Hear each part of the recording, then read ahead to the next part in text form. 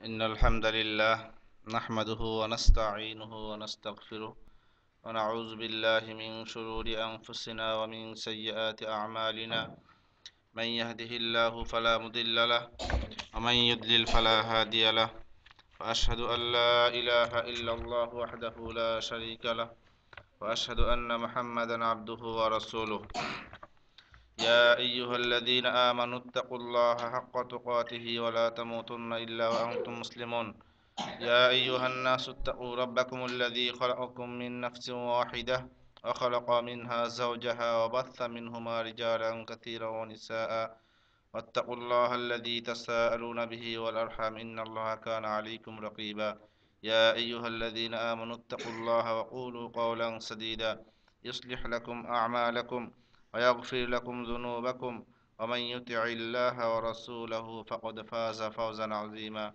أما بعد فإن خير الحديث كلام الله وخير الهدي هدي محمد صلى الله عليه وسلم وشر الأمور محدثاتها وكل محدثة بدعة وكل بدعة ضلالة وكل ضلالة في النار أعوذ بالله من الشيطان الرجيم بسم الله الرحمن الرحيم والعصر إن الإنسان لفي خسر إلا الذين آمنوا وعملوا الصالحات وتواصوا بالحق وتواصوا بالصبر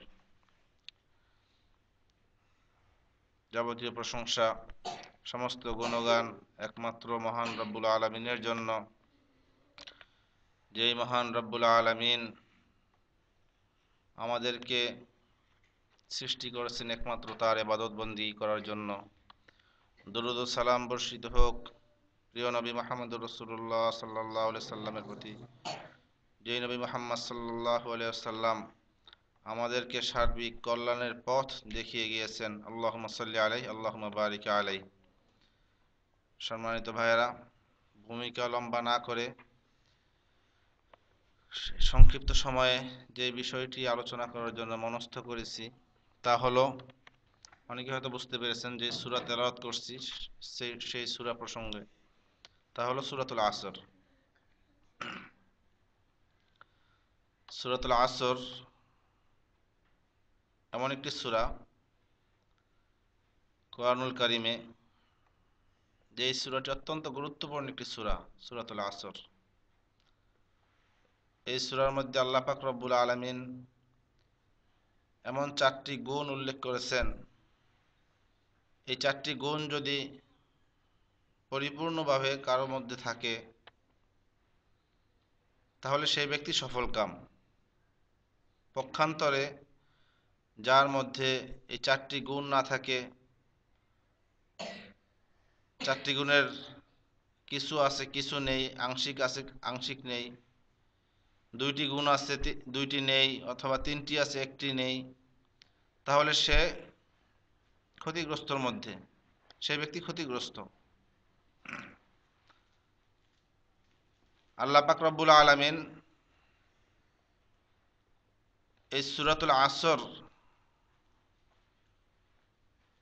প্রথম যে আয়াত আসরের, যে ওয়াল আসর, আল্লাহ পাক রব্বুল আলামিন শপথ করেছেন আসরের। এই আসর কি?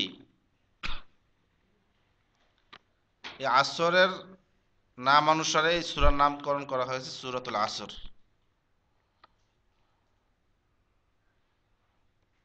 এই আসরের তাফসিরে আসরের অর্থ হলো সময়, বিশেষ করে বিশেষ একটি সময়কে আসর বলা হয়। আমরা জানি যেটি আসরের নামাজের সময় বলা হয়, আসরের ওক্ত।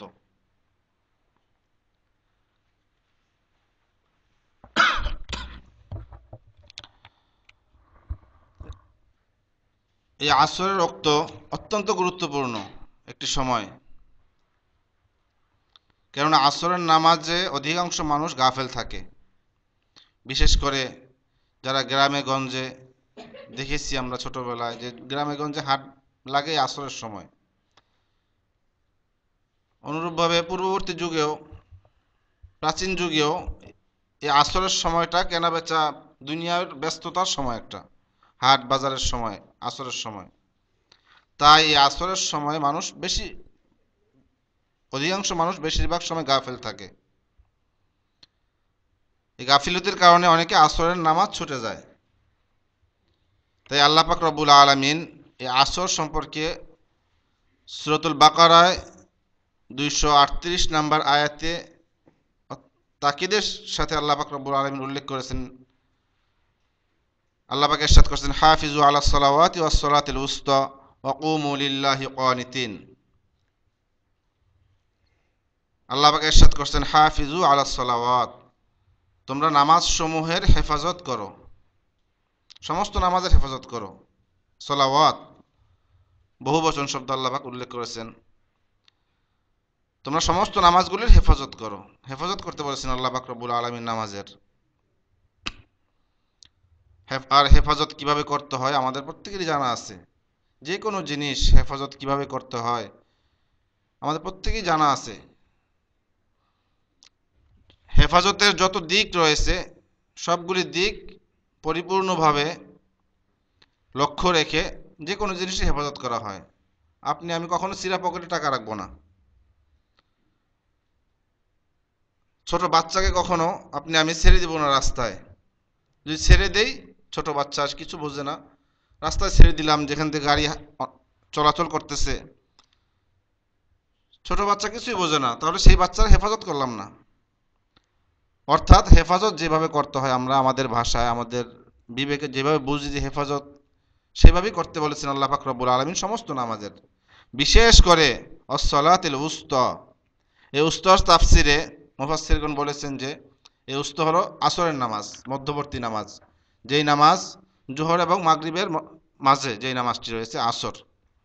আস-সালাতুল উসতা ওয়া কুমু লিল্লাহি কানিতিন, আর তোমরা আল্লাহর সামনে একান্ত আদবের সাথে দাঁড়াও। ওয়া কুমু লিল্লাহি কানিতিন। আল্লাহ পাক রব্বুল আলামিন এই আয়াতে আসরের গুরুত্ব বুঝিয়েছেন, আসরের গুরুত্ব উল্লেখ করেছেন আল্লাহ পাক রব্বুল আলামিন। তাই অত্যন্ত গুরুত্বপূর্ণ এই আসরের নামাজ। আসরের সময়কে, বিশেষ একটি সময়কে আসর বলা হয়। আরেক তাফসির হলো আসরের, আসরের অর্থ আরেক যুগ বা কাল। কেননা এই কালের মধ্যে, এই যুগের মধ্যেই মানুষের উন্নতি অবনতি হয়ে থাকে। একজন মানুষ এই যুগের মধ্যেই, যার যতটুকু বয়স আছে, এই বয়সের মাধ্যমে একজন মানুষ উন্নতি করতে পারে তার সৎকর্ম দ্বারা, ভালো কাজ দ্বারা। এই যুগের মধ্যেই সব কিছু সংগঠিত হয়ে থাকে। আপনার আমার উন্নতি অবনতি, দুনিয়া আখেরাতের উন্নতি অবনতি সব কিছু এই সময়ের মধ্যে হয়ে থাকে, কালের মধ্যে। তাই এই আসর অর্থ যুগ বা কালও অনেকে করেছেন। তাহলে আল্লাহ পাক রব্বুল আলামিন প্রথমে ওয়াল আসর, প্রথমে আল্লাহ পাক রব্বুল আলামিন কালের বা যুগের শপথ করেছেন। আল্লাহ পাক রব্বুল আলামিন যুগের শপথ করেছেন। এর আর এই শপথ দ্বারা যে কোনো জিনিসের কখনো যদি শপথ করা হয়, তাহলে যার জন্য শপথ করা হয় সেই জিনিসটির গুরুত্ব আরও বাড়িয়ে দেয়।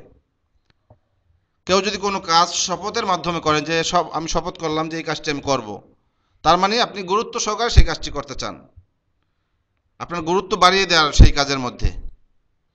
তা আল্লাহ পাক রব্বুল আলামিনের কোনো কথা বা কাজে শপথ লাগে না। আল্লাহ পাকের সমস্ত কথাই কি হক। কুলিল হাক্কু মির রাব্বিকুম, আল্লাহ পাকের পক্ষ থেকে সমস্ত কিছু সত্য, আল্লাহ পাকের জন্য কসম লাগে না। তারপরেও আল্লাহ পাক রব্বুল আলামিন বিভিন্ন সূরা, বিভিন্ন আয়াতে অনেক কিছুর কসম করেছেন। কখনো ফজরের কসম করেছেন, কখনো ওয়াত্তিন ওয়াজ্জাইতুন ওয়া তুরি সিনিন ওয়া হাযাল বালাদিল আমিন, এখানে অনেকগুলি কসম এসেছে, 4টি কসম। বিভিন্ন কসম, এক যেই সমস্ত বিষয়ের কসম করা হয়েছে আল্লাহ পাক কসম করেছেন, এক সেই বিষয়গুলির গুরুত্ব বুঝিয়েছেন আল্লাহ পাক রব্বুল আলামিন।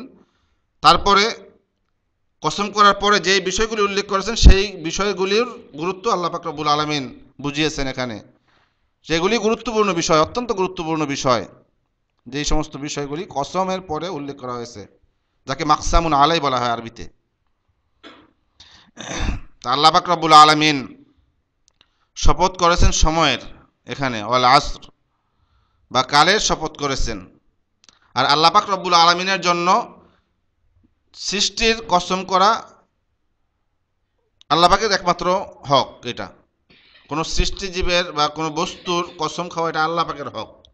আপনার আমার জন্য কোনো সৃষ্টিজীবের কোনো বস্তুর কসম খাওয়া জায়েজ নেই, হারাম, যা শিরিক। রাসূল পাক সাল্লাল্লাহু আলাইহি ওয়াসাল্লাম ইরশাদ করেছেন যে মান হালাফা বিগাইরিল্লাহি ফাকাদ আশরাকা, যে ব্যক্তি আল্লাহ ছাড়া অন্যের শপথ করলো, অন্যের কসম খেলো, সে ব্যক্তি শিরিক করলো।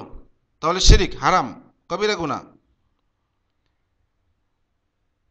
কিন্তু আফসোসের বিষয়, মুসলিম সমাজ এমন হয়ে গেছে যে কেউ যদি আল্লাহর কসম করে কোনো কিছু বলে তাহলে সে বিশ্বাস করে না মানুষ, যে আল্লাহর কসম আমি এই কাজটি করব না বা এই কাজটি করব, তাহলে মানুষ বিশ্বাস করতে চায় না।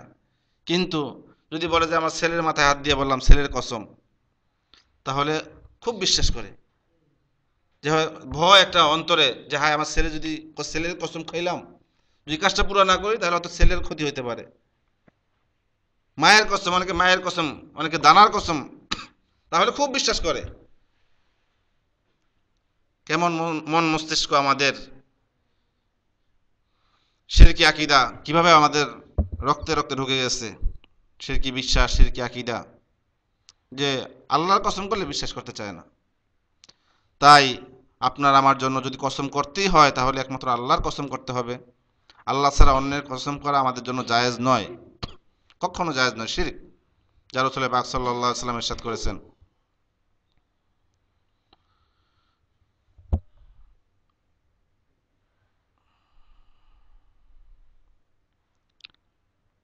সুনানে নাসাইতে একটি হাদিস এসেছে, আন আবি হুরায়রা রাদিয়াল্লাহু আনহু قال قال رسول الله صلى الله عليه وسلم لا تحلفوا بآبائكم ولا بأمهاتكم ولا بالأنداد ولا تحلفوا إلا بالله ولا تحلفوا إلا وأنتم صادقون।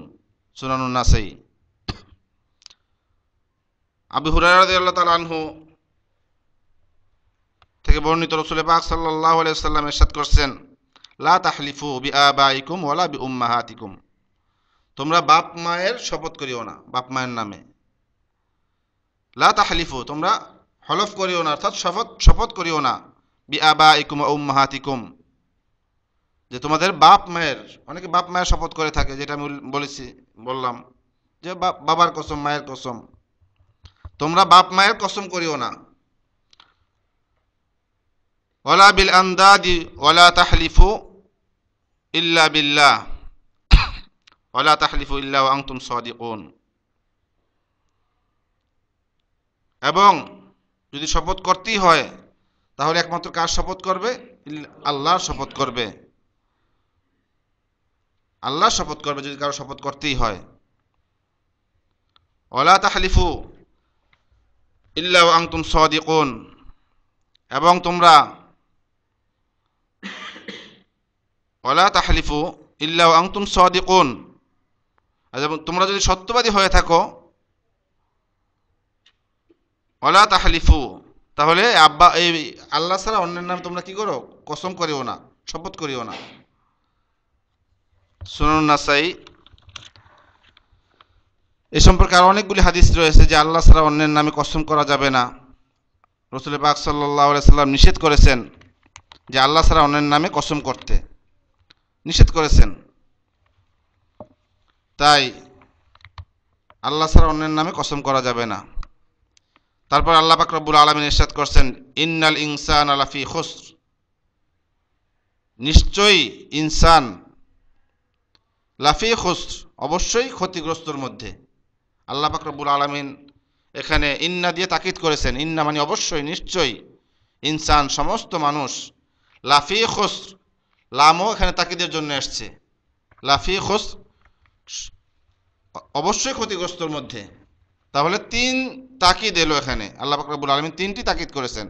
এক, আসরের শপথ করেছেন, সময়ের শপথ।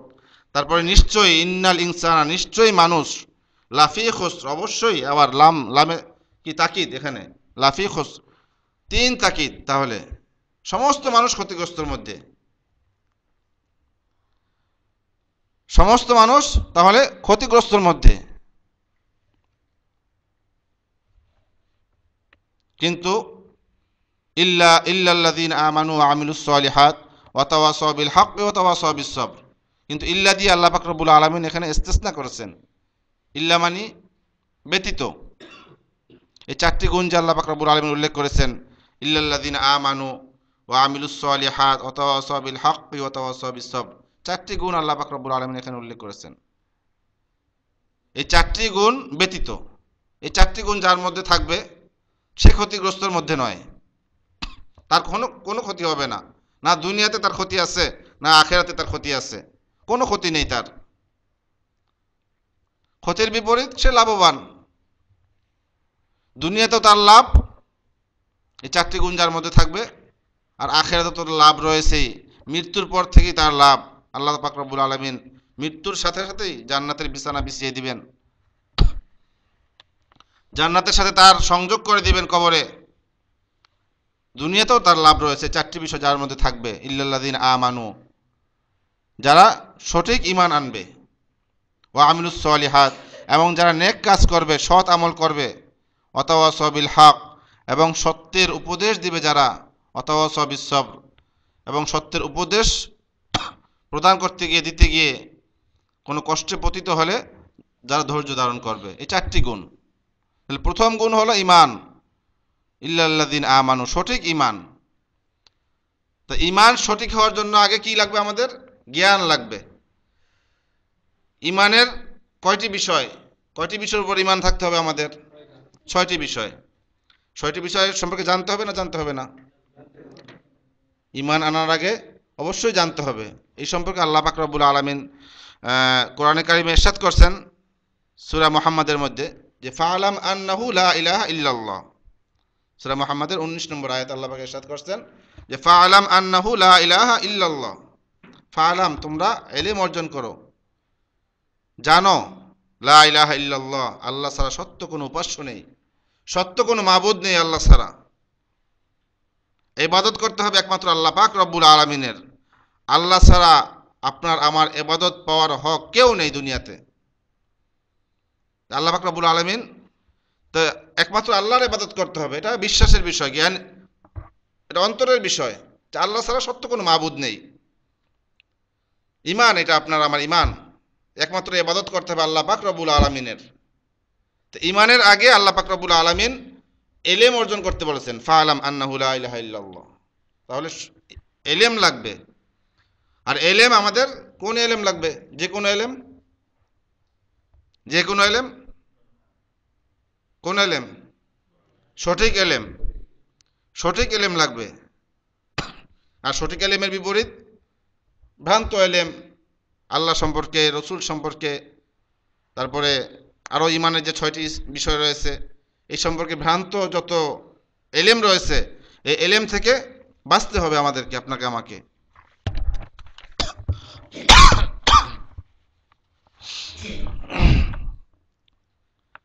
তাই রসুল পাক সাল্লাল্লাহু আলাইহি ওয়াসাল্লাম একটি দোয়া শিখিয়েছেন আমাদেরকে, যে আল্লাহুম্মা ইন্নী আউযু বিকা মিন ইলমিন লা ইয়ানফা। আল্লাহুম্মা ইন্নী আউযু বিকা, হে আল্লাহ, তোমার কাছে আমরা আশ্রয় প্রার্থনা করছি, আশ্রয় চাচ্ছি এমন ইলম থেকে, লা ইয়ানফা, যে ইলম কোনো উপকার দিবে না, কাজে দিবে না। লা ইয়ানফা, অপকারী ইলম যেগুলি, যে ইলম শিখলে আপনার আমার ঈমান ধ্বংস হয়ে যাবে, যে ইলম শিখলে, যে ইলমের মাধ্যমে মানুষ পাপের দিকে পাও বাড়াবে, এমন ইলম থেকে রাসূল পাক সাল্লাল্লাহু আলাইহি সাল্লাম পানা আশ্রয় চাইতে বলেছেন, দোয়া শিখিয়েছেন। তো এমন ইলম লাগবে যে ইলম কি? সঠিক ইলম, সঠিক জ্ঞানের ভিত্তিতে আমাদের ঈমানকে সঠিক করতে হবে, মজবুত করতে হবে। কেননা আমাদের সমাজে বিশেষ করে এখানেই ভুল বিষয় ঢুকে রয়েছে। ইলমেই ভুল, শিক্ষাই ভুল। যে 6টি ঈমানের বিষয় রয়েছে, যে আল্লাহ সম্পর্কে ঈমান, রসুল সম্পর্কে ঈমান, আমানতু বিল্লাহি ওয়া মালাইকাতিহি ওয়া কুতুবিহি ওয়া রুসুলিহি ওয়াল ইয়াউমিল আখিরি ওয়াল কদরি খাইরিহি ওয়া শাররিহি মিনাল্লাহি তাআলা ওয়াল বাসি বাদাল মাউত। প্রথম যে বিষয় আল্লাহ সম্পর্কে ঈমান, কি ভুল শিক্ষা নেই আমাদের সমাজে? কত যে ভুল শিক্ষা আল্লাহ সম্পর্কে ঈমান, সুবহানাল্লাহ। রসুল সম্পর্কে ঈমান, কত ভ্রান্ত শিক্ষা রয়েছে আমাদের সমাজে। আল্লাহ সম্পর্কে ঈমান, এই বিষয়গুলি নিয়ে যে আলোচনা করা হয় সারা রাত পার হয়ে যাবে, শেষ হয়ে যাবে, কিন্তু আলোচনা শেষ হবে না যে আল্লাহ সম্পর্কে আমাদের কত দুর্বল ঈমান, আল্লাহ সম্পর্কে কত ভ্রান্ত ঈমান, যে আল্লাহ সব জায়গায় বিরাজমান, সর্বত্র বিরাজমান। কুলুবুল মুমিনি আরশুল্লাহ, কাদের শিক্ষা? আমাদের দেশে হক্কানি পীর যারা, তাদের শিক্ষা। যারা প্রথম সারির হক্কানি পীর, সমস্ত পীর, প্রথম কথা সমস্ত পীর বাতিল, ইসলামে কোনো পীর নাই। পীর শব্দ কেউ দেখাতে পারবে না কোরআন হাদিসে। তাসাউফ শব্দ কোরআন হাদিসে কেউ দেখাতে পারবে না, শব্দ মাসলাক তো অনেক পরে। তাই পীর তন্ত্র ইসলামে নেই, এর কোনো অস্তিত্ব কেউ দেখাতে পারবে না কিয়ামত পর্যন্ত। অনেকে আবার ভুল ব্যাখ্যা করে যে পীর মানে ওস্তাদ, না, কখনো না, পীর মানে ওস্তাদ নয়। কোন ডিকশনারিতে আছে যে পীর মানে ওস্তাদ? কেউ দেখাতে পারবে যে পীর মানে ওস্তাদ? কখনো না। ওইগুলো মানুষকে চোখে ধুলা দেয়, এগুলি এক শ্রেণীর মানুষ, যে পীর পীর মানে ওস্তাদ, আমরা শিখতে যাই। আচ্ছা, যদি শিখতেই যান তাহলে একজনের কাছে শিখবেন। আপনার যখন পিপাসা লাগে, পানির পিপাসা আপনার আমার, তখন আপনার আশেপাশে যে কল রয়েছে, নলকূপ রয়েছে বা পানির ব্যবস্থা রয়েছে, এগুলি ছেড়ে কি আপনি অন্য এলাকায় যাবেন? হ্যাঁ, অন্য এলাকায় যাবেন কখনো না? আপনারা যখন পিপাসা লাগে তখন আপনার আমার যত কাছে পিপাসা নিবারণ করা যায় সেই চেষ্টাই করব আমরা, সেই চেষ্টাই করি আমরা। অনুরূপভাবে আমাদের যদি কোনো কিছু শিখতেই হয়, জ্ঞানের পিপাসা যদি থাকে আপনার আমার মধ্যে, তাহলে কি আমরা আমাদের এলাকা ছেড়ে অন্য অন্য এলাকায় যাব? যে অমুক এলাকায় পীর আছে তার কাছে যাই এলেম শিখতে, নাকি আমার এলাকায় যে আলেম রয়েছে, হক্কানি এলেম, কোরআন সুন্নাহর আলেম যারা রয়েছে, তাদের কাছ থেকে এলেম শিখতে হবে, তাদের কাছ থেকে এলেম শিখতে হবে। তাহলে কোথায় পীর আছে ইসলামে যে পীরের কাছে যাবেন আপনি? এক এলাকা ছেড়ে অন্য এলাকায়, এক দেশ ছেড়ে অন্য দেশে, সমস্ত দেশের মানুষ এক জায়গায় হাজির হচ্ছে পীরের দরবারে।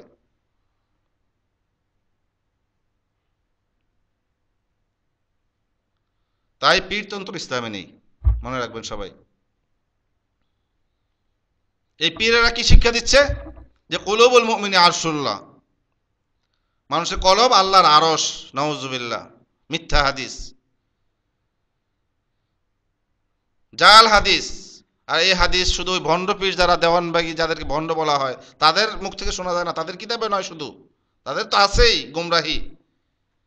যারা হক্কানি পীর, নাম বলার দরকার নেই, আপনারা অনেকেই জানেন, প্রথম সারি যারা হক্কানি পীর মনে করে, যাদেরকে হক মনে করে, তাদের বক্তব্য, তাদের কিতাবে এই সমস্ত রয়েছে, আমার কাছে মজুদ রয়েছে, আমার কাছে।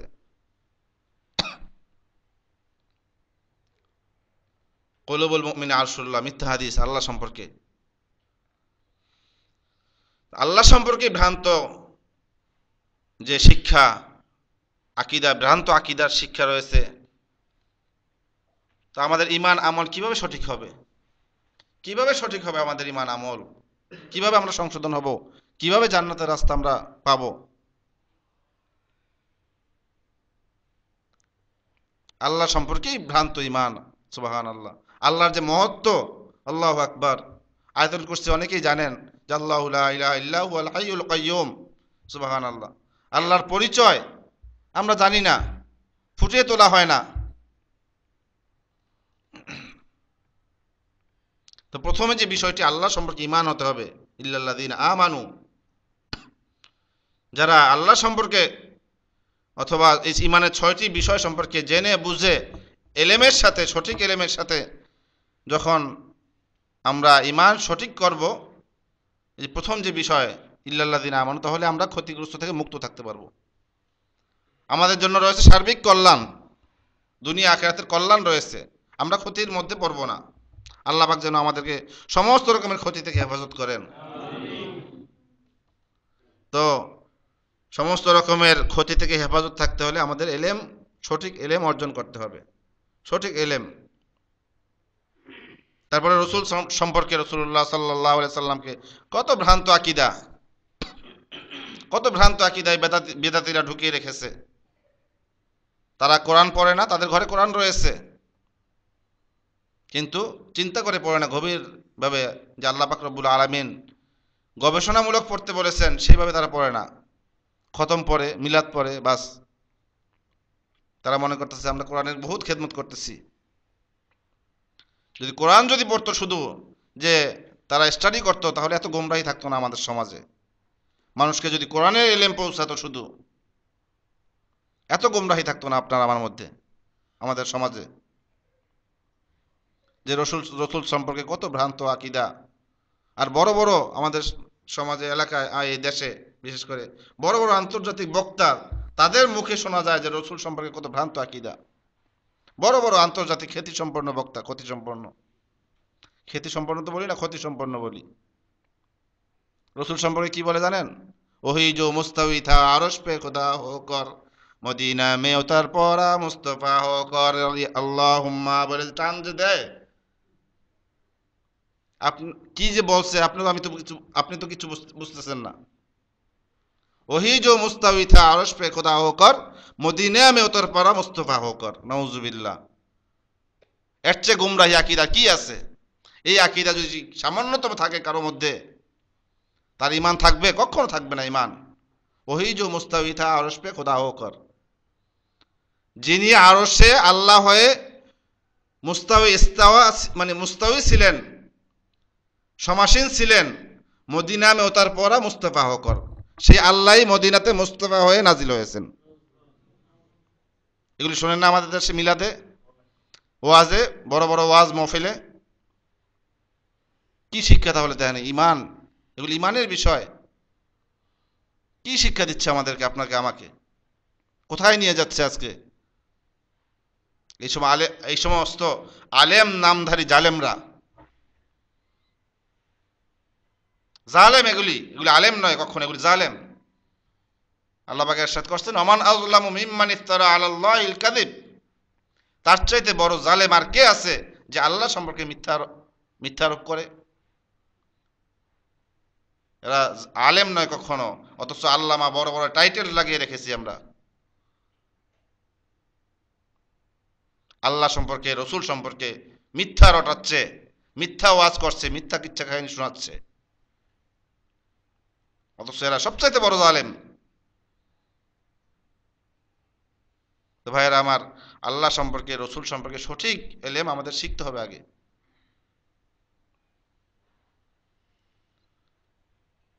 আল্লাহ সম্পর্কে যদি সঠিক এলেম থাকে আমাদের, কি আমাদের সবার আছে না আল্লাহ সম্পর্কে সঠিক এলেম? ফজর নামাজ কে কে পড়েন না আজকে? কে কে পড়েন না ফজর নামাজ? সবাই আলহামদুলিল্লাহ, এখানে সবাই পড়ছি আমরা, আলহামদুলিল্লাহ। আল্লাহ আমাদেরকে ঈমান আমল যেন সুন্দর করে দেন, বেশি বেশি আমলে সালেহ করার তৌফিক দান করেন। কারণ ঈমান যদি থাকে যে আল্লাহ পাক রব্বুল আলামিন 5 ওয়াক্ত নামাজ ফরজ করেছেন, সঠিক ঈমান যদি থাকে যে 5 ওয়াক্ত নামাজ ছাড়া মুসলিম থাকে না, তাহলে সেই ব্যক্তি কখনো নামাজ ছাড়তে পারে না, কখনো নামাজ ছাড়তে পারে না। ঈমান আমাদের, আখিরাতে আল্লাহ পাক রব্বুল আলামিন সর্বপ্রথম হিসাব নেবেন 5 ওয়াক্ত নামাজের। এটা বিশ্বাস আমাদের, ঈমান। ঈমানের যে বিষয়গুলি রয়েছে, ঈমান নিয়ে যদি আলোচনা করা হয়, বড় বড় কিতাব রয়েছে ঈমান সম্পর্কে, কিতাবুল ঈমান, এখানের বড় বড় আলেমদের অনেক বড় বড় কিতাব রয়েছে ঈমান সম্পর্কে। ঈমানেই দুর্বলতা আজকে আমাদের, ঈমানেই ঘুণ ধরে রয়েছে। আমলে সালেহ কিভাবে হবে? আজকে আমরা আফসোস, আজকে মুসলিম জাতি ক্ষতিগ্রস্তের মধ্যে পড়ে রয়েছে, আল্লাহ ক্ষতিগ্রস্তের মধ্যে পড়ে রয়েছে। আল্লাহ পাক যে ইরশাদ করছেন, ইন্নাল ইনসানা লাফি খুসর, নিশ্চয় নিশ্চয় মানুষ ক্ষতিগ্রস্তের মধ্যে পড়ে রয়েছে। আজকে আমরা দেখতে পাচ্ছি অবশ্যই ক্ষতিগ্রস্তের মধ্যে পড়ে রয়েছে অধিকাংশ মানুষ। একমাত্র আল্লাহ পাকই উদ্ধারকারী। হে আল্লাহ, তুমি আমাদেরকে উদ্ধার করো। একমাত্র আল্লাহ পাকই উদ্ধারকারী।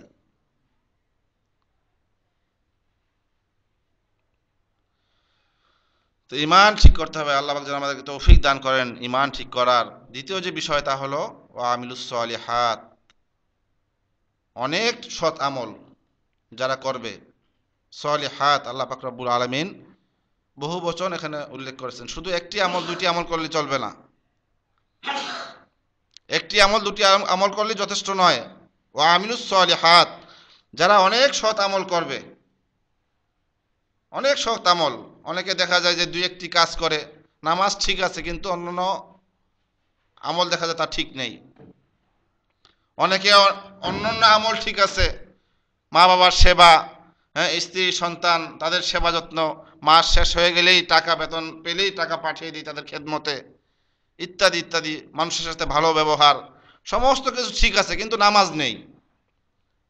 তার আমলে সলিহাত হইল, তার তার অনেক ভালো আমল রয়েছে, কিন্তু নামাজ নেই। নামাজ আছে, 4 ওয়াক্ত আছে, ফজর নেই।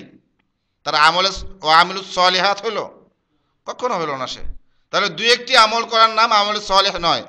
আল্লাহ পাক এখানে উল্লেখ করেছেন যারা অনেক সমস্ত সৎ আমল করবে, যারা ও আমিলুস সলিহাত। তাহলে একটি দুইটি সৎ আমল করার নাম ও আমিলুস সলিহাত নয়।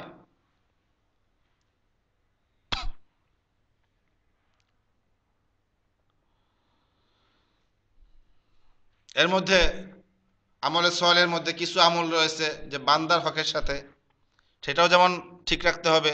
অনুরূপভাবে আমলে সলিহাতের মধ্যে কিছু আমল রয়েছে আল্লাহ পাকের হকের সাথে। সবগুলোই ঠিক রাখতে হবে আপনাকে আমাকে, সবগুলি দিয়ে খেয়াল রাখতে হবে। এমন নয় যে বান্দার হক ঠিক আছে, হ্যাঁ, মানুষের সাথে আচার আচরণ, কারো হক কখনো নষ্ট করি না, ভালো ব্যবহার করি মানুষের সাথে। এগুলিতে আজকালকার মানুষ ভালো মনে করে যে লোকটা খুব ভালো। কেমন ভালো? মানুষের সাথে সবসময় ভালো ব্যবহার করে, কখনো মানুষকে কটু ভাষায় কথা বলে না, কখনো গালিগালাজ করে না, কখনো তার দ্বারা কোনো মানুষ কষ্ট পায়নি। বাস খুব ভালো আমাদের সমাজে, নাকি? খুব ভদ্র ছেলেটা। আজকাল মেয়ে যখন বিয়ে দেয় তখন কি দেখে? যে ছেলেটা খুব ভদ্র, খুব ভালো। কেমন ভালো? যে খুব শান্তশিষ্ট। এগুলি ভালো, এগুলি থাকতে হবে। যে শান্তশিষ্ট, ভদ্র, মানুষের সাথে ভালো ব্যবহার করা, ভালো আচরণ করা, মা বাবার খেদমত করা, ভালো আচরণ করা, এগুলি ভালো, অবশ্যই ভালো। কিন্তু যদি বা জিজ্ঞাসা করা হয় নামাজ আছে, তা নামাজ পড়ে, নামাজই লোকটা, কয় নামাজ তো পড়ে না, পড়বে, এ ঠিক হয়ে যাবে। অনেককে দেখেছি আত্মীয় স্বজন, নিজের আত্মীয় স্বজনের মধ্যে মেয়ের বিয়ে ঠিক করেছে, যে ছেলেটা খুব ভালো একটা ছেলে পেয়েছি, অনেক টাকা ইনকাম করে, ভালো একটা চাকরি আছে, দেখতে শুনতেও ভালো, খুব ভদ্র ছেলেটা। জিজ্ঞেস করি ছেলেটাকে নামাজি, তখন চুপ হয়ে যায়, তখন মুখ বন্ধ হয়ে যায়। সে কি ভালো? কখনো ভালো নয় সে। যে সমস্ত ভালো দিকগুলি আছে এগুলি থাকতে হবে, তার আগে কি থাকতে হবে? সঠিক ঈমান এবং আমল। ও আমিলুস সলিহাত তখনই পরিপূর্ণ হবে যখন ঈমান আমল ঠিক থাকবে। আল্লাহ পাক রব্বুল আলামিনের সন্তুষ্টির যত বিধান রয়েছে, আল্লাহ পাকের আদেশ নিষেধ রয়েছে, সবগুলি যখন পালন করবে এবং আল্লাহ পাক রব্বুল আলামিনের অসন্তুষ্টির যত কথা, কাজ, বিশ্বাস রয়েছে সেগুলি থেকে যখন বিরত থাকবে, তখনই সে পরিপূর্ণ মুমিন, মুসলিম। তখনই সে পরিপূর্ণ ভালো। অথবা পক্ষান্তরে যার নামাজ নেই, যতই ভালো হোক সে ভালো নয়, কখনো ভালো নয়। দুনিয়াতে ভালো হলেও আল্লাহ পাক রব্বুল আলামিনের দরবার সে কখনো ভালো নয়। অথচ আমাদের সমাজে তাকেই সবচেয়ে বেশি ভালো মনে করা হয়, সেই ভালো। তাহলে অধিক আমলে সলেহ করতে হবে। আল্লাহ পাক রব্বুল আলামিন এই আমলে সলেহের ব্যাপারে অনেক আয়াত এসেছে কোরআনুল কারিমে, যে ইন্নাল্লাযীনা আমানু ওয়া আমিলুস সলিহাত উলাইকা হুম খায়রুল বারিয়া। আল্লাহ পাক রব্বুল আলামিন আমপারার একটি সূরা বাইয়িনাতে ইরশাদ করেছেন, ইন্নাল্লাযীনা আমানু, নিশ্চয়ই যারা ঈমান আনে, ওয়া আমিলুস সলিহাত, এবং সৎ কর্ম করে, হ্যাঁ, অধিক সৎ কর্ম করে, সৎ আমল করে, উলাইকা হুম খায়রুল বারিয়া, তারাই তো সৃষ্টির সেরা, তারাই সৃষ্টির সেরা। পক্ষান্তর যাদের ঈমান ঠিক নেই, ও আমিলুস সলিহাত নেই, নেক আমল নেই, নামাজ নেই, কালাম নেই, রোজা নেই, আল্লাহর বিধিবিধান, আখেরাত পরকাল বলে কিচ্ছু নেই, তারা কি সৃষ্টির সেরা না সৃষ্টির নিকৃষ্ট? সবচাইতে নিকৃষ্ট সে। উলাইকা কাল আনআমি বাল হুম আদল। আল্লাহ পাক রব্বুল আলামিন ইরশাদ করেছেন যে তারা চতুষ্প জন্তুর চাইতেও নিকৃষ্ট, যাদের ঈমান ঠিক নেই, আমলে সলিহাত নাই। কিন্তু ইন্নাল্লাযীনা আমানু ওয়া আমিলুস সলিহাত, কিন্তু যারা সঠিক ঈমান এনেছে, সঠিক ঈমান আনে, ওয়া আমিলুস সলিহাত, সৎকর্ম করে, উলাইকা হুম খায়রুল বারিয়া, তারাই সৃষ্টিজীবের সেরা, তারাই সৃষ্টির মধ্যে সেরা। আল্লাহ পাক রব্বুল আলামিন আরো ইরশাদ করেছেন সূরা বুরুজের মধ্যে, সূরা বুরুজের 11 নম্বর আয়াতে ইন্নাল্লাযীনা আমানু ওয়া আমিলুস সলিহাত লাহুম জান্নাতুন তাজরি মিন তাহতিহাল আনহার যালিকাল ফাওজুল কাবীর। নিশ্চয়ই যারা ঈমান এনেছে ওয়া আমিলুস সলিহাত এবং সৎকর্ম করে যারা লাহুম জান্নাত তাদের জন্য তো রয়েছে জান্নাত, তাদের জন্য রয়েছে জান্নাত, এমন জান্নাত তাজরি মিন তাহতিহাল আনহার, যেই জান্নাতের নিম্ন দেশে কি রয়েছে, নহর সমূহ রয়েছে, যেই জান্নাতের নিচে দিয়ে নহর সমূহ প্রবাহিত। যালিকাল ফাওজুল কাবীর, এবং তারাই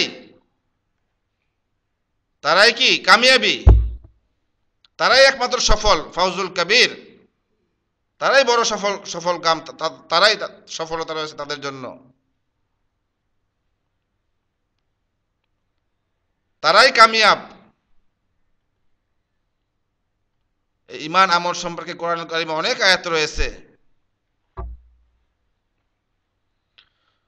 আল্লাহ পাক রব্বুল আলামিন অন্য এক আয়াতে ইরশাদ করেছেন সূরা বাকারায়, ইন্নাল্লাযীনা আমানু ওয়া আমিলুস সলিহাত ওয়া আকামুস সালাতা ওয়া আতাউয যাকাত লাহুম আজরুহুম ইনদা রাব্বিহিম ওয়া লা খাউফুন আলাইহিম ওয়া লা হুম ইয়াহজানুন। আল্লাহ পাক ইরশাদ করেছেন ইন্নাল্লাযীনা আমানু, নিশ্চয়ই যারা ঈমান আনে, সঠিক ঈমান, ওয়া আমিলুস সলিহাত এবং সৎকর্ম করে, আর সৎকর্মের মধ্যে প্রথম যে সৎকর্ম ঈমান আনার পরে ওয়া আকামুস সালাহ, যারা নামাজ কায়েম করে, প্রতিষ্ঠা করে, যারা নামাজ যারা প্রতিষ্ঠা করে, ওয়া আকামুস সালাহ, শুধু নামাজ পড়ার কথা বলা হয় নাই, আল্লাহ পাক রব্বুল আলামিন না যে নামাজ পড়ে বলেন বলা হয় নাই, নামাজ প্রতিষ্ঠা করে। ওয়া আতাউয যাকাত, এবং যারা যাকাত প্রদান করে, লাহুম আজরুহুম ইনদা রাব্বিহিম, তাদের জন্য রয়েছে মহা পুরস্কার আল্লাহ পাক রব্বুল আলামিনের নিকট, তোমার রবের নিকট।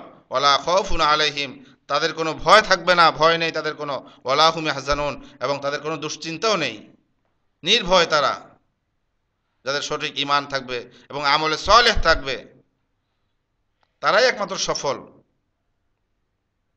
পক্ষান্তরে দুইটি বিষয় যাদের মধ্যে না থাকবে, তারা কি ইন্নাল ইনসানা লাফি খুসর, তারাই ক্ষতিগ্রস্তর মধ্যে, নিশ্চয়ই তারাই ক্ষতিগ্রস্ত। আল্লাহ পাক রব্বুল আলামিন আরো ইরশাদ করছেন যে ইন্নাল্লাযীনা আমানু ওয়া আমিলুস সলিহাত কানাত লাহুম জান্নাতুল ফিরদাউসি নুজুলা, নিশ্চয়ই যারা ঈমান এনেছে ওয়া আমিলুস সলিহাত এবং সৎকর্ম করেছে, পাঁচ ওয়াক্ত নামাজ যাদের ঠিক হয়েছে, কানাত লাহুম জান্নাতুল ফিরদাউসি নুজুলা, তাদের জন্য রয়েছে জান্নাতুল ফিরদাউস, যেই জান্নাতুল ফিরদাউসে কি করা হবে, তাদেরকে আতিথ্য করা হবে, খালিদিনা ফিহা, এবং সেখানে তারা চিরকাল থাকবে, লা ইয়াবগুনা আনহা হিওয়ালা। তো আমাদেরকে এই প্রথম যে বিষয় বললাম ঈমান, সঠিক ঈমান, তারপরে ওয়া আমিলুস সলিহাত, কয়টা হলো? দুইটা, চারটি গুণের মধ্যে দুইটা। তারপরে ওয়াতাওয়াসাউ বিল হক, নিজের ঈমান ঠিক আছে, আমলও ঠিক আছে, এটাই যথেষ্ট মুক্তির জন্য, সফলতা অর্জন করার জন্য, ক্ষতি থেকে বাঁচার জন্য যথেষ্ট এতটুকুই না, কখনো না। আল্লাহ পাক রব্বুল আলামিন চারটি গুণের কথা বলেছেন। 3 নাম্বার হলো ওয়াতাওয়াসাউ বিল হক, হককে পৌঁছে দেওয়া। আল্লাহ পাক সত্যের উপদেশ দিতে বলেছেন, ওয়াতাওয়াসাউ বিল হক।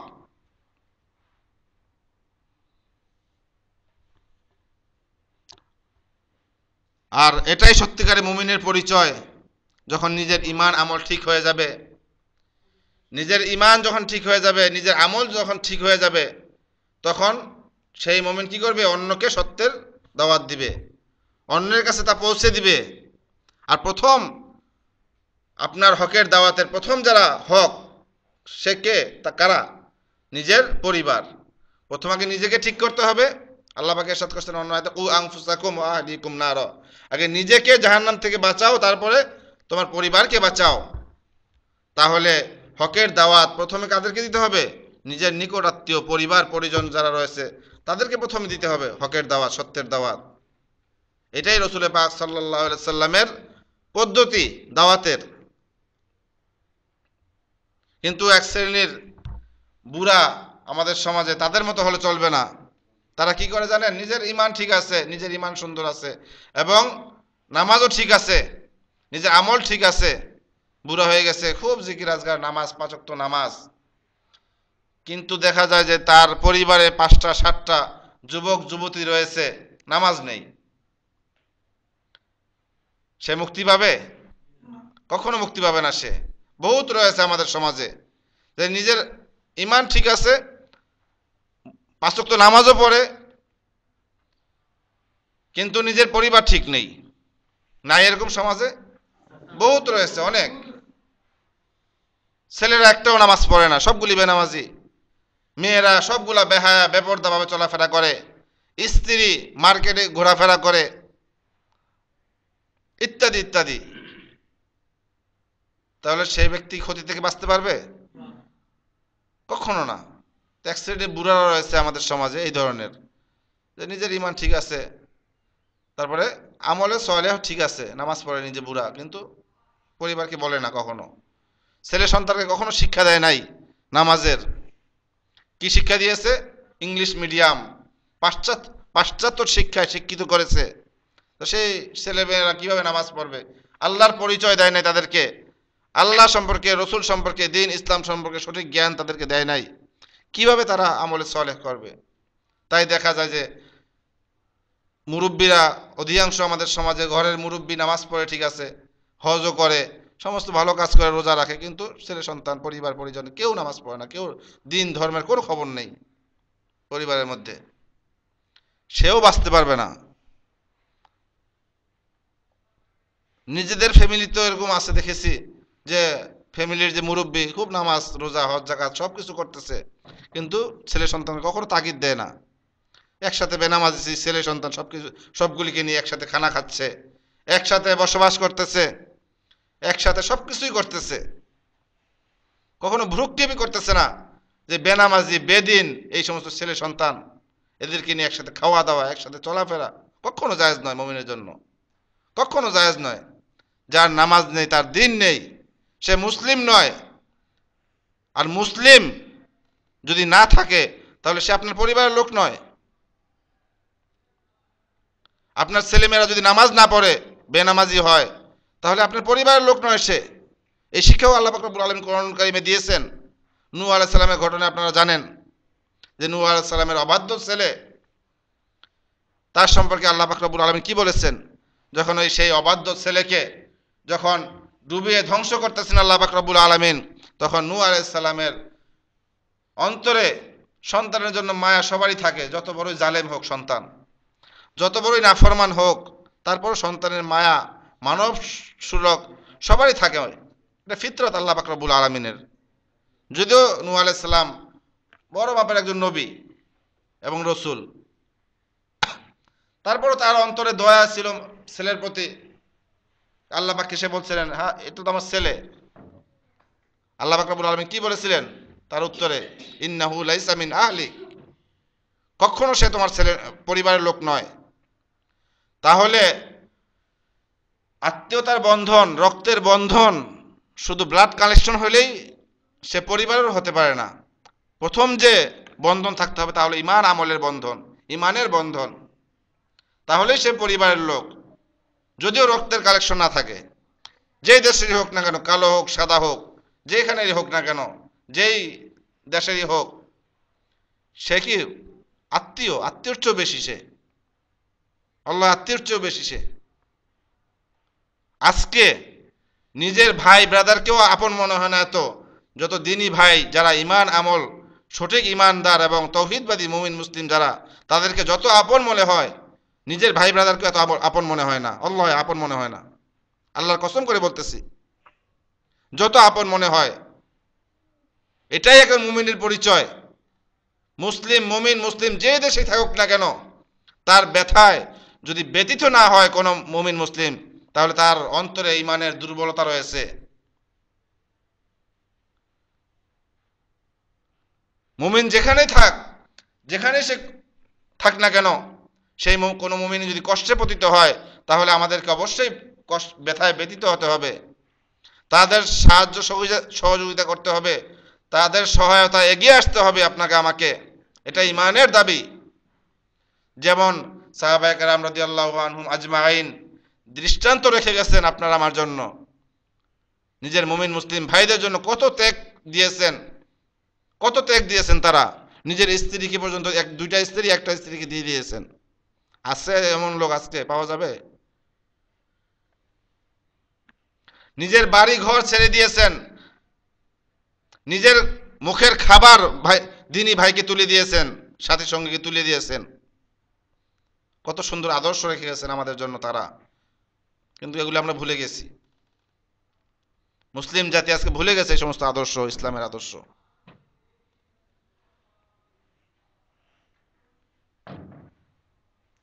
তো ভাইয়ারা, আমার বলতেছিলাম যে সত্যের দাওয়াত, হকের দাওয়াত আগে পরিবারকে পৌঁছাতে হবে। ওয়াতাওয়াসাউ বিল হক,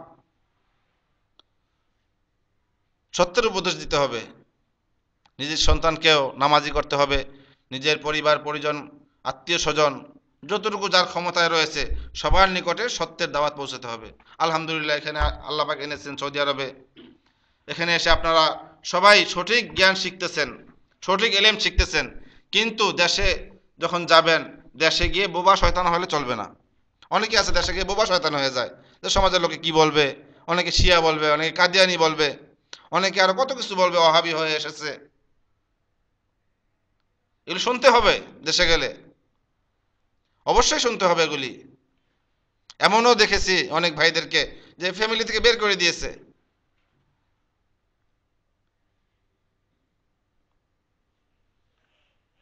অবশ্যই কষ্ট আসবে আপনার হকের যখন দাওয়াত দিবেন, কিন্তু হকের দাওয়াত যতই বাধা আসুক, যতই আপনার আমার প্রতি কটু কথা আসুক, যতই গালিগালাজ করুক, যদি মারও খেতে হয়, আজকে এখন পর্যন্ত তো আমাদের মার খেতে হয় নেই, রাসূল পাক সাল্লাল্লাহু আলাইহি ওয়াসাল্লামকে মার খেতে হয়েছে,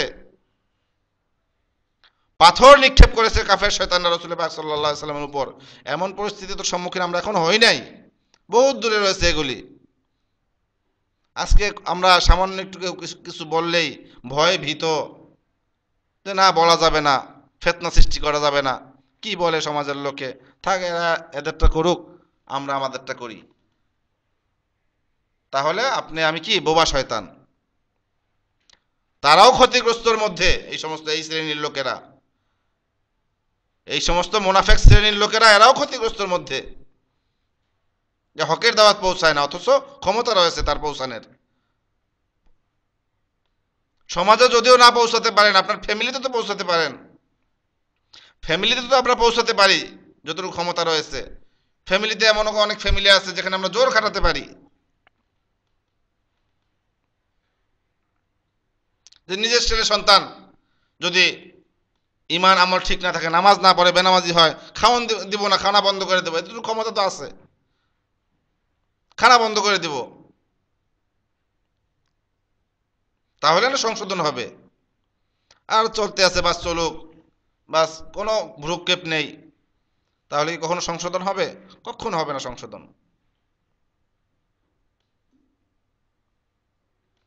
ভালো ভালো ফ্যামিলি দেখেছি আমাদের সমাজে, ভালো ভালো ফ্যামিলি, বাবা খুব পরেজগার, কখনো এমনও ফ্যামিলি দেখেছি যে বাবা কখনো দেখি না যে জামাত ছাড়া নামাজ পড়তে, কিন্তু ছেলে সন্তানগুলো বেদিন, সব বেনামাজি, মেয়েরা বেপরদা বেহায়াভাবে ঘোরাফেরা করে মার্কেটে, এখানে সেখানে, এই বাড়ি থেকে ও বাড়ি, বহুত দেখেছি এরকম। আমাদেরকে হকের দাওয়াত দিতে হবে, ওয়াতাওয়াসাউ বিল হক, সত্যের দাওয়াত দিতে হবে আজকে আমাদেরকে।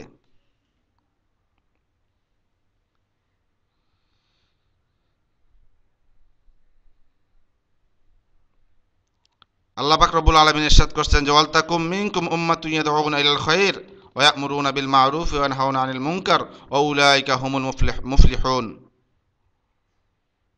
যে সমস্ত লোকেরা কল্যাণের দিকে ডাকে মানুষকে,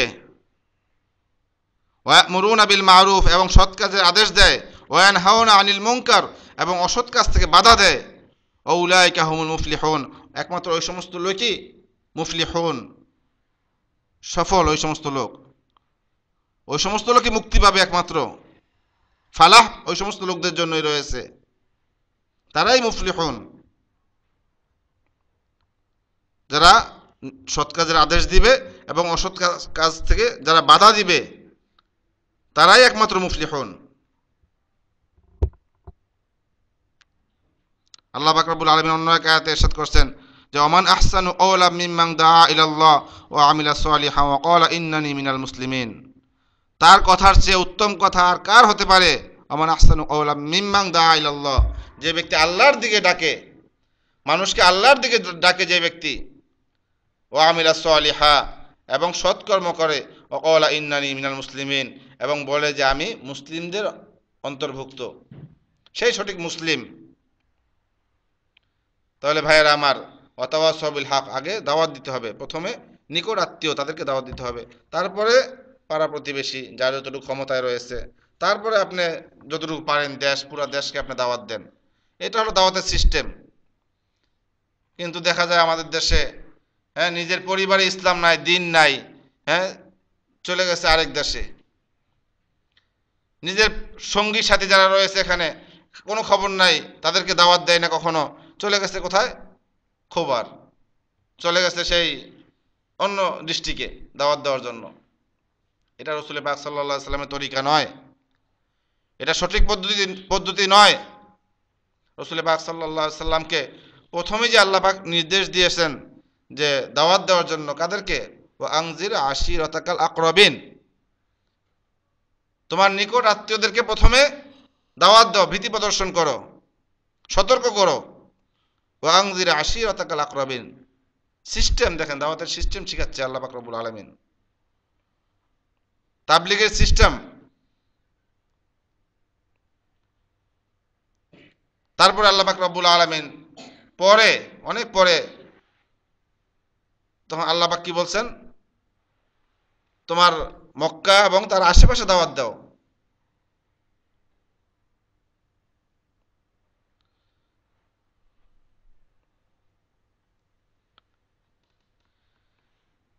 তো সিস্টেম বাই সিস্টেম দাওয়াত দিতে হবে, প্রথমে পরিবারকে, তারপরে সমাজের লোককে, তারপরে আপনার দেশকে নিয়ে চিন্তা ভাবনা করেন। দেখা যায় সমাজের লোক, আপনার প্রতিবেশী, দিন ধর্ম নাই, নামাজ নাই, রোজা নাই, বেপরদা বেহায়া চলাফেরা করে, আপনি চলে গেছেন এক দেশ থেকে আরেক দেশে। এটা দাওয়াতের পদ্ধতি নয়। দাওয়াতের পদ্ধতি রাসূল পাক সাল্লাল্লাহু আলাইহি সাল্লামের কাছ থেকে আমাদেরকে শিখতে হবে, তারাই আমাদের জন্য উত্তম আদর্শ। রাসূল পাক সাল্লাল্লাহু আলাইহি সাল্লাম আমাদের জন্য উত্তম আদর্শ। রাসূল পাক সাল্লাল্লাহু আলাইহি সাল্লামের কাছ থেকে দাওয়াতের পদ্ধতি শিখতে হবে। তো ভাইয়েরা আমার, রাসূল পাক সাল্লাল্লাহু আলাইহি সাল্লাম যখন হকের দাওয়াত দিয়েছেন, সত্যের দাওয়াত নিয়ে মানুষের দরবারে হাজির হয়েছেন, প্রথমে সবাই কি গ্রহণ করেছে? এক দুজন গ্রহণ করেছে, প্রথমে মুষ্টিমেয় কয়েকজন লোক গ্রহণ করেছে। কিন্তু গ্রহণ করার ফলে, অল্প কিছু লোক গ্রহণ করার ফলে কাফেররা কত কষ্ট দিয়েছে এই সাহাবা কেরাম রাদিয়াল্লাহু আনহুম আজমাইনদেরকে, কত নির্যাতনের স্টিম রোলার চালিয়েছে আবু জেহেল, আবু লাহাব।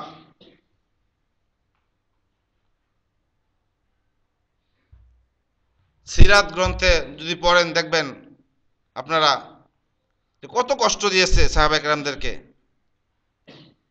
সেই কষ্টের বিন্দু মাত্র এখন পর্যন্ত আসেনি এই বর্তমান সময়ে আমাদের উপর।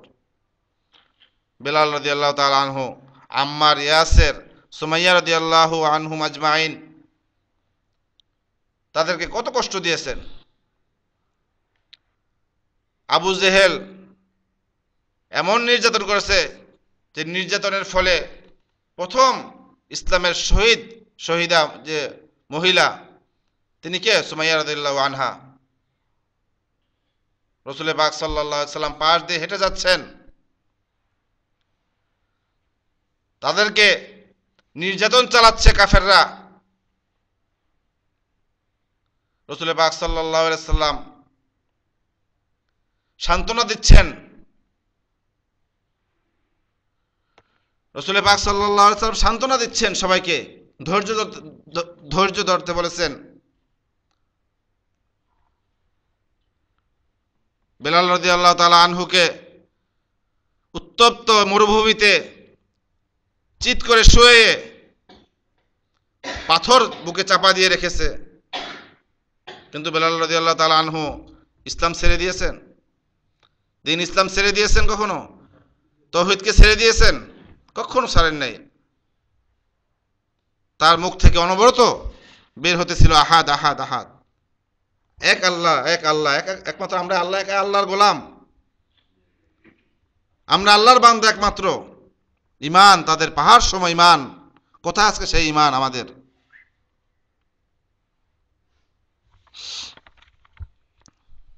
রাসূল পাক সাল্লাল্লাহু আলাইহি সাল্লাম যখন পাশ দিয়ে হেঁটে যাচ্ছেন, আম্মার, ইয়াসের, সুমাইয়া রাদিয়াল্লাহু আনহুম আজমাইন তাদের উপর যখন নির্যাতনের স্টিম রোলার চালাচ্ছে কাফেররা, তখন রাসূল পাক সাল্লাল্লাহু আলাইহি সাল্লাম সান্ত্বনা দিচ্ছেন, সান্ত্বনার বাণী শোনাচ্ছেন, যে ধৈর্যের শিক্ষা দিচ্ছেন। হে ইয়াসের পরিবার, তোমরা ধৈর্য ধারণ করো। ফাইন্না মাউইদুকুমুল জান্নাহ, তোমাদের জন্য জান্নাতের ওয়াদা করছি, জান্নাতের ওয়াদা তোমাদের জন্য রয়েছে, একমাত্র তোমাদের জন্য রয়েছে জান্নাতের ওয়াদা। রাসূল পাক সাল্লাল্লাহু আলাইহি সাল্লাম সান্ত্বনার বাণী শোনাচ্ছেন। এই সান্ত্বনার বাণী কত বড় সান্ত্বনার বাণী, যে তোমাদের জন্য জান্নাত রয়েছে। রাসূল পাক সাল্লাল্লাহু আলাইহি সাল্লামের পবিত্র জবান মোবারক থেকে গ্যারান্টি। তাদের কি চিন্তা আর এই দুনিয়ার সামান্য শাস্তি, আর কতটুকু শাস্তি? সমস্ত রকমের এই দুনিয়ার আযাবকে তারা তুচ্ছ মনে করেছেন। একমাত্র কিসের ভরসায়? যে জান্নাত। রাসূল পাক সাল্লাল্লাহু আলাইহি সাল্লাম জান্নাতের গ্যারান্টি দিয়েছেন। এর চেয়ে বড় সুসংবাদ আর কি আছে?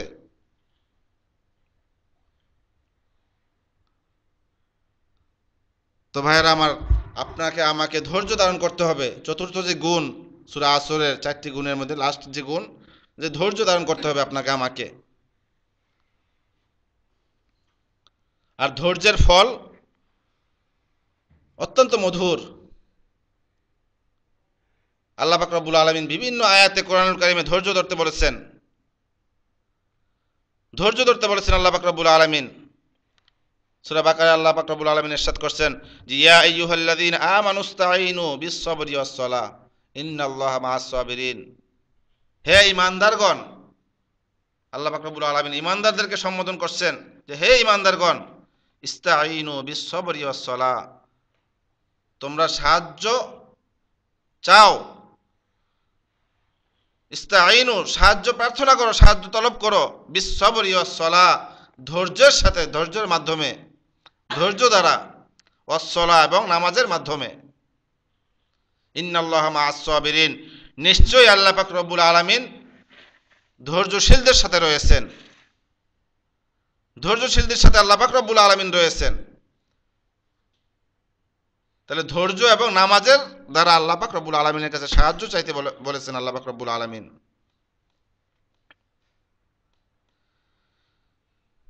ধৈর্য অত্যন্ত গুরুত্বপূর্ণ একটি বিষয়। আর ধৈর্যের ফল অত্যন্ত সুফল রয়েছে ধৈর্যের। অধৈর্য হলে চলবে না। এত অত্যাচার, এত জুলুম নির্যাতন, তারপর দেখেন কত ধৈর্য। কখনো অধৈর্য হন নাই রাসূল পাক সাল্লাল্লাহু আলাইহি সাল্লাম। অধৈর্যের শিক্ষাও দেননি সাহাবায়ে কেরামদেরকে, যে অধৈর্য হয়ে দে আবু জাহেলকে শেষ করে, না, কখনো না। ধৈর্য ধরতে বলেছেন। ধৈর্যের ফল আসেনি? অবশ্যই এসেছে।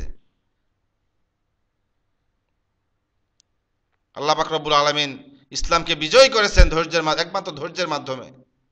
ধৈর্যের দ্বারা যদি অধৈর্য হয়ে পড়তেন, তখন কখনো ইসলাম বিজয় হতো না। তাড়াহুড়া করে কখনো ইসলাম কায়েম হয় না। অধৈর্য হয়ে কখনো ইসলাম কায়েম হয় না। আজকেও মুসলমানদের উপর যে অত্যাচার নিপীড়ন চালাচ্ছে কাফেররা, আজকেও আমাদেরকে ধৈর্য ধারণ করতে হবে। তার আগে ঈমান আমলকে ঠিক করতে হবে। আজকে আমাদের ঈমান আমল ঠিক নেই, বিধায় ধৈর্য নেই আজকে আমাদের। ঈমান আমল এলেম যদি থাকতো, তাহলে ধৈর্যও থাকতো সাথে। যার ফলে মুসলিমদের কি দুর্দশা আজকে। মুসলিমকে মারছে, হ্যাঁ, এক মুসলিমকে মারছে, জ্বালাও পোড়াও ভাঙচুর কত কিছু করতেছে আজকে মুসলিমের বিরুদ্ধে। কারণ কি? একমাত্র ধৈর্যের কারণে, ধৈর্যের অভাব, ধৈর্য নেই। আমাদেরকে ধৈর্য ধারণ করতে হবে।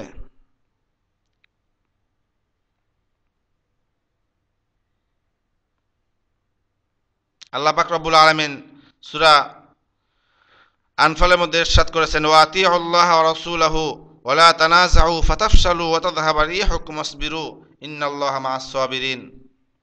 এখানেও আল্লাহ পাক রব্বুল আলামিন ইরশাদ করেছেন যে ওয়া আতিউল্লাহ ওয়া রাসূলাহু, তোমরা আল্লাহ এবং রাসূলের ইতাআত করো, অনুসরণ করো। ওয়া লা তানাযাউ, তোমরা কখনো বিবাদে লিপ্ত হও না, বিবাদ করো না, ঝগড়া ফাসাদ করো না।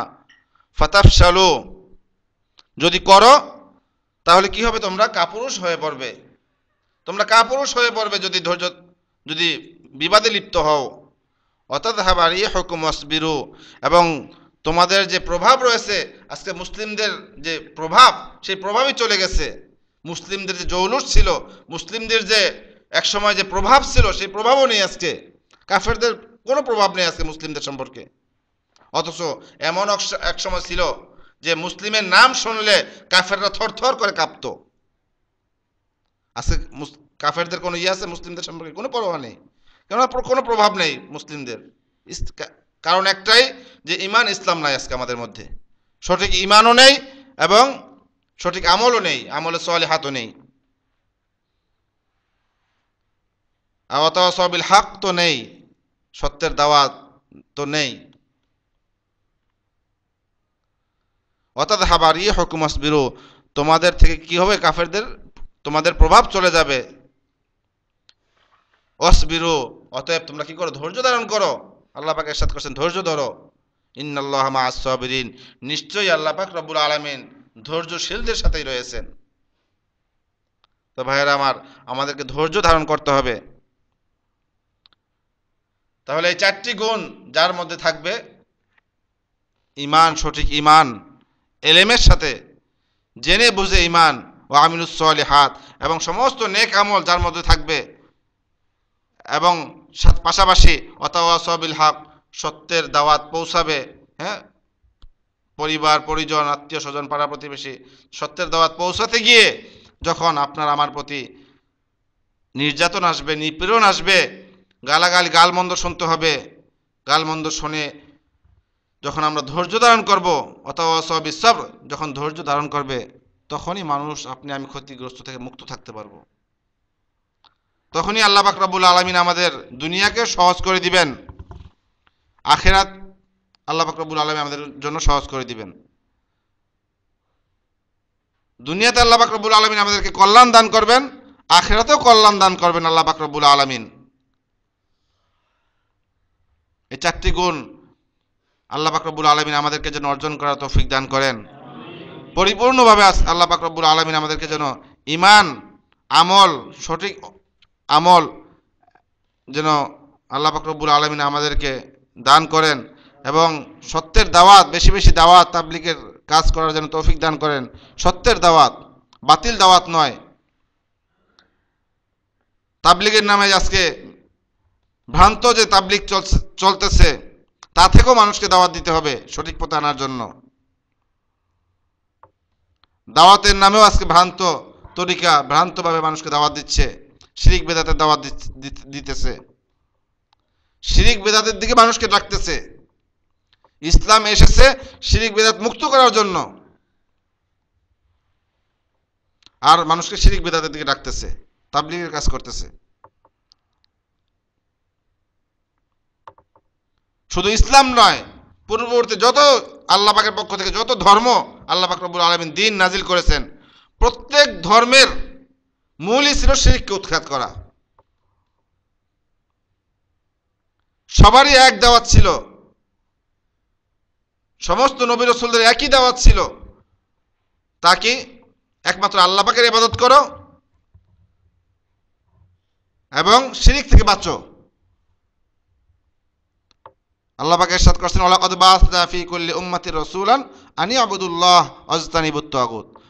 প্রত্যেক নবী রাসূলকে আল্লাহ পাক রব্বুল আলামিন এজন্য পাঠিয়েছেন, আন ইয়াবুদুল্লাহ, তাওহীদের শিক্ষা দেওয়ার জন্য, একমাত্র আল্লাহ পাক রব্বুল আলামিন মাবুদ, এই শিক্ষা দেওয়ার জন্য যে ইবাদত কারো জন্য নয়, গাউস কুতুব আবদাল পীর বুজুর্গ কারো জন্য ইবাদত নয়, কেউ ইবাদত পাওয়ার হক রাখে না। আনি আবুদুল্লাহ, একমাত্র ইবাদত কার করতে হবে? আল্লাহ পাক রব্বুল আলামিনের। ওয়াজতানিবুত তাগুত, এবং তাগুত থেকে বাঁচানোর জন্য সমস্ত নবী রাসূলকে আল্লাহ পাক রব্বুল আলামিন প্রেরণ করেছেন দুনিয়াতে। আর সবচেয়ে বড় তাগুত হলো শিরিক, সবচেয়ে বড় জুলুম শিরিক। আল্লাহ পাক রব্বুল আলামিন আমাদেরকে যেন শিরিক থেকে বাঁচার তৌফিক দান করেন, ঈমান আমল সঠিক করার জন্য তৌফিক দান করেন, ঈমান আমল অনুযায়ী আমাদেরকে আমল করার জন্য তৌফিক দান করেন। আল্লাহ পাক রব্বুল আলামিন মুসলিম উম্মাহকে যেন আবার সেই ঈমান আমলের প্রতি ফিরে আসার তৌফিক দান করেন। আমাদের পরিবার পরিজনকে যেন আল্লাহ পাক রব্বুল আলামিন দ্বীনি পরিবার গড়ার তৌফিক দান করেন। আমাদের সন্তানাদিদেরকে আল্লাহ পাক রব্বুল আলামিন যেন নেক সন্তান হিসাবে গড়ে তোলার তৌফিক দান করেন। আল্লাহ পাক রব্বুল আলামিন আমাদেরকে যেন সার্বিক কল্যাণ দান করেন, সমস্ত রকমের অনিষ্ট থেকে, সমস্ত রকমের ক্ষতিগ্রস্ত থেকে যেন আল্লাহ পাক রব্বুল আলামিন আমাদেরকে বাঁচিয়ে রাখেন। আল্লাহ পাক রব্বুল আলামিন আমাদেরকে যেন যাদের আত্মীয় স্বজন দুনিয়া থেকে চলে গেছে, আল্লাহ তাদেরকে যেন আল্লাহ পাক রব্বুল আলামিন মাফ করেন। যেই সমস্ত আত্মীয় স্বজন এখনো বাবা মা ভাই ব্রাদার আত্মীয় স্বজন যারা বেঁচে রয়েছে, তাদেরকে যেন আল্লাহ পাক রব্বুল আলামিন হেদায়েত দান করেন, রহমত দান করেন, মাগফিরাত দান করেন, এবং আমাদেরকে যেন আল্লাহ পাক রব্বুল আলামিন বেশি বেশি ইলম চর্চা করার তৌফিক দান করেন, বেশি বেশি দ্বীন শিখার তৌফিক দান করেন, কল্যাণের দিকে মানুষকে আহ্বান করার জন্য তৌফিক দান করেন, নিজেকেও আল্লাহ পাক রব্বুল আলামিন যেন কল্যাণের পথে চলার তৌফিক দান করেন। আল্লাহ পাক রব্বুল আলামিন আমাদের সমস্ত আমল যেন কবুল করেন। যে সমস্ত ভাইয়েরা এই দিনের কাজের ব্যবস্থা করেছে, বিশেষ করে মাহবুব ভাই, হ্যাঁ, তাকেও যেন আল্লাহ পাক রব্বুল আলামিন জাযায়ে খায়ের দান করে, আল্লাহ পাক রব্বুল আলামিন যেন বরকত দান করে, আল্লাহ পাক রব্বুল আলামিন মাগফিরাত দান করে, তার পরিবারকে যেন আল্লাহ পাক রব্বুল আলামিন হেফাজত করে, ঈমান আমল এবং হেফাজত করেন। আল্লাহ পাক রব্বুল আলামিন দুনিয়া আখিরাতের সমস্ত রকমের অনিষ্ট থেকে আমাদেরকে যেন হেফাজত করেন। আমিন। ওয়া আখির দাওয়ানা আলহামদুলিল্লাহি রাব্বিল আলামিন। আসসালামু আলাইকুম ওয়া রাহমাতুল্লাহি ওয়া বারাকাতুহু।